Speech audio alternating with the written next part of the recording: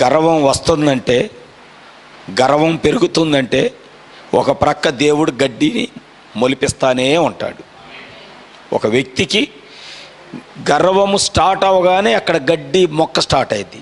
గర్వం పెరుగుతున్న కొలదిగా గడ్డి పెరుగుతూ ఉంటుంది.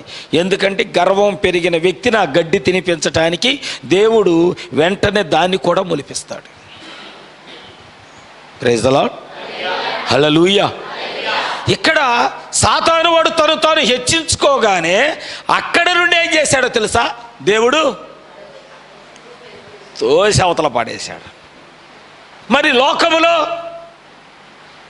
నోవహు చెప్పిన సాక్ష్యాన్ని బట్టి,